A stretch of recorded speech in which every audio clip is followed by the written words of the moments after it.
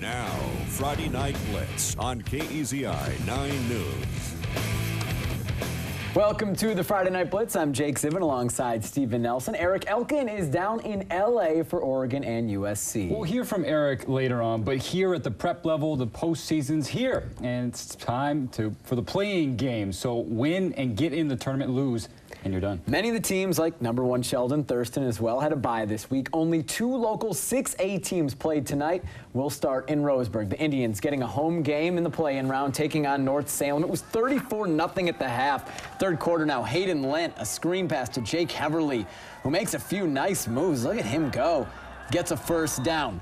Roseburg now near the goal line. Soren Pesky takes the handoff, lowers his shoulder, but lowers the ball, fumbles the ball. North Salem recovers. Keeps it 34-0. After a North Salem punt, Roseburg driving, though. Heverly up the middle. Nice gain. He's a really good back, making guys miss, shrugging off tacklers. After the run, Hayden Lent fakes the handoff, takes it himself this time for the score, makes it 41-0 Roseburg on top. North Salem didn't want to get shut out. Santanos Seda takes the handoff, gets into the open field, and is gone. 41-7. North Salem gets on the board, but still a huge Roseburg lead. Backups in now for the Indians. Cody Walker hands off to Levi Holden. Holden, nice gain as he cuts up the field and gets inside the 20. Roseburg in scoring range after that run, and it's Will Redicop with the touchdown. Roseburg goes on to win and advance the state tourney 55-14. South Eugene's season ended tonight and ended without a win. The Axemen lost to Beaverton in the 6A play-in round 49-14 up north in the Portland area. So that's it for the 6A teams. Like we said, only 2 teams played tonight. Sheldon and Thurston back in action next week. But there was plenty of action in 5A tonight. Teams trying to keep their seasons alive and get into the state tournament. We'll start with #9 Crescent Valley hosting Eagle Point. Crescent Valley got into the tournament, able to host one. And there's Tanner Sanders, and what a night for that young man. We'll go in the second half now. Sanders on the outside, and Hunter Hurley is going to hit Sanders. He's going to stretch into the end zone, 40-yard touchdown. Sanders' right ankle got rolled up on. He was shaken up on the play. He'd get up. He's a football player, folks. He's going to walk it off. He'd be fine. The Raiders' defense get a little dirty, too. You know, no artificial turf there. Oof. Sam Kane going to bring down Jorge Quintero for a loss. Okay, let's get back to Tanner Sanders. He's back behind center now. Quarterback is his normal position. He's going to keep it himself and go up the middle. And again, they're playing in the elements, and woo, slide. You think these guys got to love that, so playing on the natural You don't grass. get to all the time, and some schools, most of the playoff games go into artificial turf at this time, but they get a chance to get dirty tonight. It looks like fun. Sanders going to go to the pay dirt. You thought that run was good. This one right here, dancing the sideline, 28-yard touchdown run. At that point, it'd be 35-6 Crescent Valley. Then more defense. Tom Green, not that old comedian, one of the Crescent Valley Raiders, will come down with the he tips Quintero's pass to Brad Taylor, who comes down with it. Taylor would run out of bounds, get an unfriendly greeting there from one of the Eagle Point players. 35-12, the final. Churchill finished in 4th in the Midwestern League, getting matched up with a 7-2 Milwaukee team up in the Portland area. Mitch Reese hits Andrew Benyon, who does the rest. 31-yard touchdown pass from Reese to Benyon, 26 Lancers. Check out this play from Milwaukee. Richard Ramsey, former South Eugene player, to Kendrick Bourne, and Kendrick is born to run. 80 yards. Won't get stopped, won't get tackled either. Lancers probably wish they did a little better bringing him down. Cut the lead to 20-13. Churchill would be okay, though. More from Reese. Again, it's Benyon up the middle. 33-yard touchdown. Lancers go up north, get a big win. They are in the state tournament, 41-20 over #10 Milwaukee.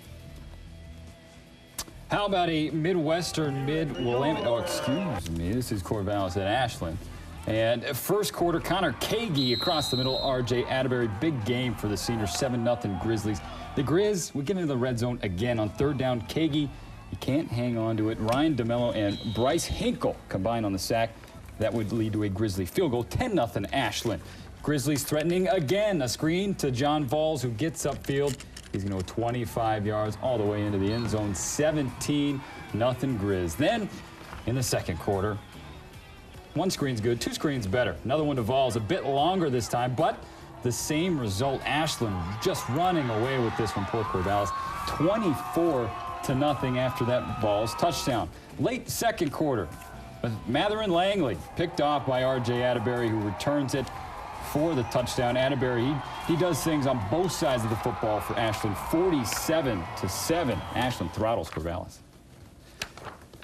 And Lebanon would beat Bend on another score from the 5A play-in round. The Cascades take the loss in that one, 26-8 final.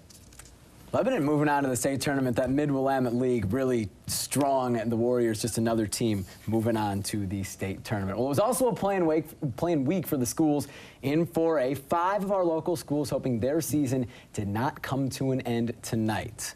And we'll start with South Eugene. South of Eugene. Cottage Grove came up 1 game short of the Skyam title last week, hosting Mazama tonight. First quarter, Scotty Hittner to Brian Spindler, short touchdown pass. It's 7-0 Cottage Grove. Then the ball snapped over the head of Scotty Hittner. He just has to dive on it. Big loss, a loss of 24 yards. Cottage Grove still up 7-0. Mazama's Daly DeVry misses 1 tackle, but then is brought down by Darren Voigt. And Cottage Grove, after that sack, takes advantage. Oscar Ruda breaks some tackles and takes off down the sideline. Touchdown Lions, 13-0 Cottage Grove. Still in the second quarter, again, problems with the snap for Cottage Grove. This time it is recovered by Mazama. Eddie Medina picks it up. Still 13-0 Cottage Grove, though. Mazama's Levi Huffenberger trying to get something going on offense. Breaks some tackles, spins away. Nice run for him, but the Cottage Grove defense held. CG is in the 4A tournament after an emphatic 41-8 win over Mazama. 7-2 Philomath playing host to 3-5 Brookings Harbor. And by playing host, they played at Corvallis High School. Nice start for the Warriors. First quarter, Matt Larrabee, once the jersey is free, he's gone. 91-yard touchdown run. Ronnie Manley, he's going to try, but he's not going to be able to bring him down. Once he gets in the end zone after the PAT, 7-0 Philomath. The Bruins tried to get on the board, but Justin Murray's field goal attempt is going to get blocked. So the Warriors get the ball back. Next play, Derek Nash, the quarterback, will hand it off to Austin Brown, and he's going to get free. And it looked like he's going to the end zone again, but this time, Manley, he's going to be able to make the grab, but not before the Warriors get deep into Bruin territory. Then Nash will hit Joe Noble on the outside of the screen pass. He's going to get home after dancing around a Justin Schultz tackle. They would miss the extra point, so 13-0 Philomath. A couple drives later, Nash, he's going to go deep, this time to Ben DeSaulnier. 47-yard bomb, touchdown Warriors. They would go for 2 to make up for that missed PAT and get it and cruise to a victory, 56-15 the final. Elmira came in 3rd in the Skyam on the road at Douglas. Rainy down there. Douglas finished 3rd in the far west. 3rd down, Jordan Schaefer complete to Cade Claughton, but he's stopped short of the first down by Bo Heiberger. So after the punt, it's Heiberger on offense now. End around, shakes off a couple guys.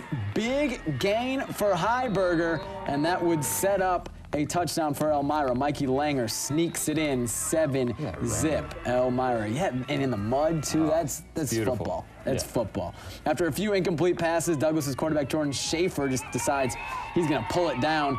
Nice gain, a big first down for Schaefer. After an Elmira fumble, it's again Schaefer sneaks it into the end zone. Touchdown, tied 7-0 in the second quarter. Douglas fired up after that score, though. The defense stops the big guy, Bo Heiberger, for a loss. Same drive, it's Mikey Langer dropping back. Scrambling completes it eventually to Brent Wolkersdorfer, but he is stopped short of the first down, and he has a fantastic name that is not short. 4th down, Douglas defense comes up with a big stop. They wouldn't look back. Douglas wins 27-9. The other game in 4A play-in action. Last year's state runner-up, Siuslaw, easily handles Ridgeview 39-6, so the Vikings back in the state tournament. In 3A, it was the final week of the regular season. No play-in round. 8-1 Scio at 2-5. Cresswell, 3rd quarter. Scio's Hunter Reger intercepts Creswell ball and runs it for a touchdown. It's going to be 38-0. That is what I'm talking about. That's a football game. Look at those guys. The laundromats are going to enjoy Brown all those versus Brown.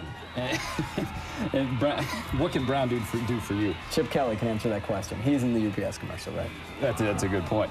44-0 Scio after that touchdown. Fourth quarter, Scio's Logan Gray runs the ball in for another touchdown. Final score 52-0. Big win for Salem. They moved up from 2A this year, from 2A to 3A, where they were dominant, and they're just as good in 3A. Very impressive what they've done this season. Roseburg, Crescent Valley, Churchill, Cottage Grove, Philomath, and Douglas, all the survivors in the play-in round tonight.